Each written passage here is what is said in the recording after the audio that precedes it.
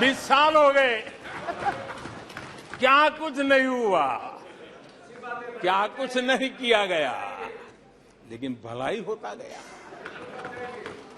तो आपको बड़ा सीक्रेट वरदान है जी, और मैं 3 उदाहरण से ये सीक्रेट वरदान को सिद्ध कर सकता हूं जी।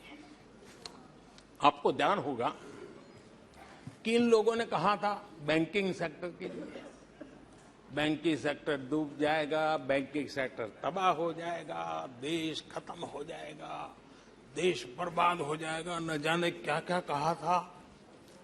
और बड़े बड़े विद्वानों को विदेशों से ले आते थे, उनसे कहलवाते थे, ताकि उनकी बात कोई न माने तो शायद उनकी मान ले। हमारे बैंकों की सेहत को लेकर के भांति भांति की निराशा, अफवाह फैलाने का काम इन्होंने पुरजोश किया। और जब इन्होंने बुरा चाहा बैंकों का, तो हुआ क्या? हमारी public sector banks net profit 2 गुने से ज्यादा हो गया। इन लोगों ने फोन बैंकिंग घोटाले की बात, इसके कारण देश को एनपीए के गंभीर संकट में डुबो दिया था। बीते दिनों की बात हो रही है, लेकिन आज जो उन्होंने एनपीए का अंबर लगा के गए थे, उसको भी पार कर करके हम एक नई ताकत के साथ निकल चुके हैं। और आज सुबह निर्मला जी ने विस्तार से बताया है कि कितना प्रॉफिट हुआ है। दूसरा उदाहरण, हमारे डिफेंस के हेलीकॉप्टर बनाने वाली सरकारी कंपनी एचएएल, ये एचएएल को लेकर के कितनी भली बुरी बातें इन्होंने करी थी। क्या कुछ नहीं कहा गया था एचएएल के लिए, और इसका दुनिया पे बहुत नुकसान करने वाली भाषा का प्रयोग किया गया था। और एचएएल तबाह हो गया है, एचएएल खत्म हो गया है, भारत की डिफेंस इंडस्ट्री खत्म हो चुकी है। ऐसा न जाने क्या क्या कहा गया था एचएएल के लिए। इतना ही नहीं, जैसे आजकल खेतों में जाकर के वीडियो शूट होता है, मालूम है ना? हाँ, खेतों में जाकर के वीडियो शूट होता है, हाँ। वैसा ही उस समय एचएएल फैक्ट्री के दरवाजे पर मजदूरों की सभा करके वीडियो शूट करवाया गया था और वहां के कामगारों को भड़काया गया था। अब तुम्हारा कोई भविष्य नहीं है, तुम्हारे बच्चे मरेंगे, भूखे मरेंगे, एचएएल डूब रहा है।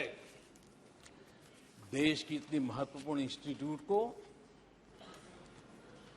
इतना बुरा चाहा, इतना बुरा चाहा, इतना बुरा कहा कि वो सीक्रेट आज एचएएल सफलता की नई बुलंदियों को छू रहा है। एचएएल ने अपना highest ever highest revenue register किया है।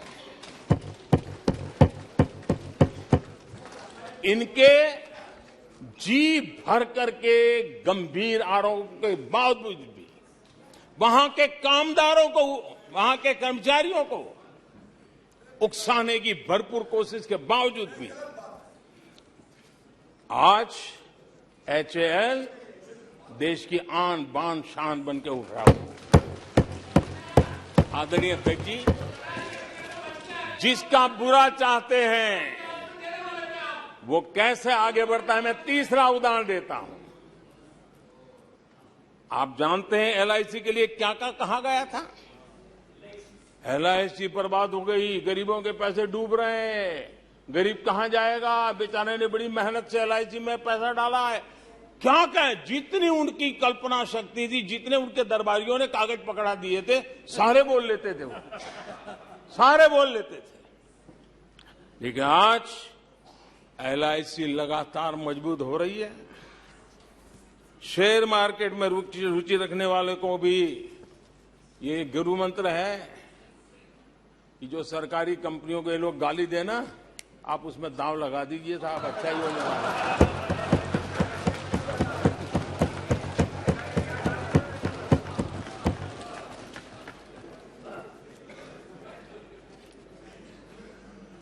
आदरणीय अध्यक्ष जी, ये लोग देश की जिन संस्थाओं की मृत्यु की घोषणा करते हैं, उन संस्थाओं का भाग्य चमक जाता है।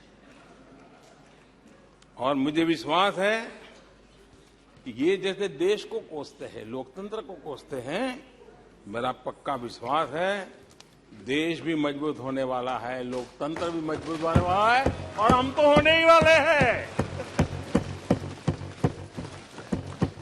आदरणीय अध्यक्ष जी, ये वो लोग हैं जिन्हें देश के सामर्थ्य पर विश्वास नहीं।